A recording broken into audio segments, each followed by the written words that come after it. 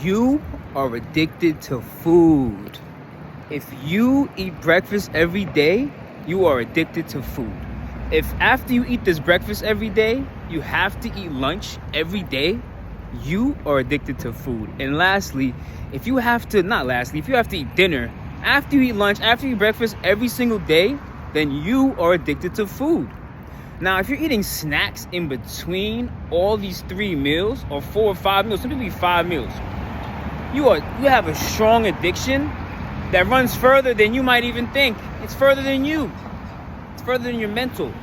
There's different things that play into that. People don't know about parasites. I'm not even going to get into that right now. But your brain gets dopamine and serotonin.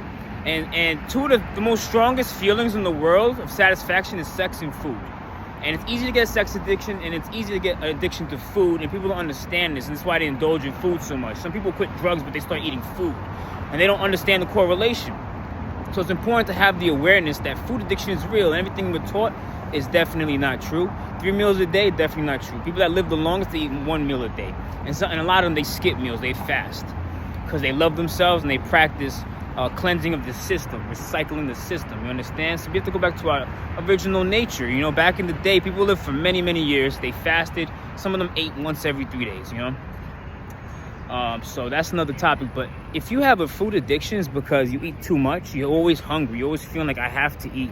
And you can change the way your system works, the way your stomach works, the way your chemical reaction to wanting to eat. And this is called self-control of yourself, love for yourself, control yourself, to know you can change the way your eating patterns go, and you can control more of how your day goes about.